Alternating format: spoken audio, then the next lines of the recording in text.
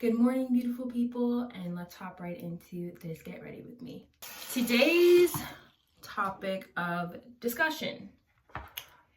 Is it possible to be happy without being sad? This will be an interesting one for sure. So to answer this question, I would say that no, it is not possible to be happy without being able to be sad. I can kind of see how you could be happy all the time without sadness, but it's like usually you can't be happy without being sad, and I have like two reasons why. The first reason for this claim is because you can't have sadness without happiness. I feel like it's kind of the same thing as like you can't be what is it? Okay, I think I remember. It's that you cannot, get to the good without facing through the bad or something along those lines. And I genuinely believe it's the same thing that applies with happiness.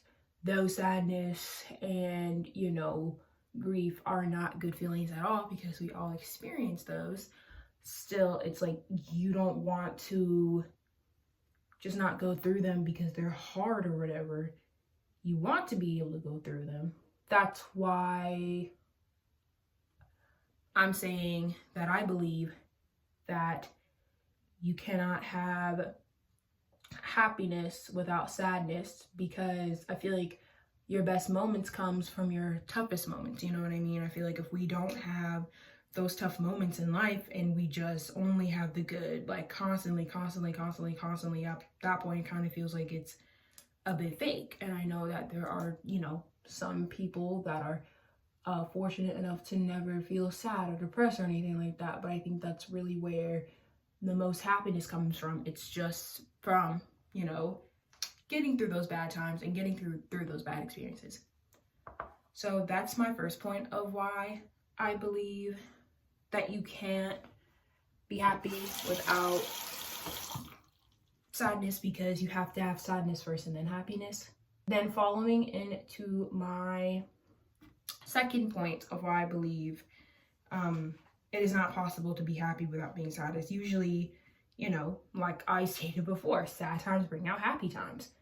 I mean, I would know, or most people maybe that had sad times, in their past or whatever, or was like going through, anxiety, depression, any of those things, going through a loss, whether if it's like losing a loved one, losing your job, losing, your prized possession, like your car or your shelter.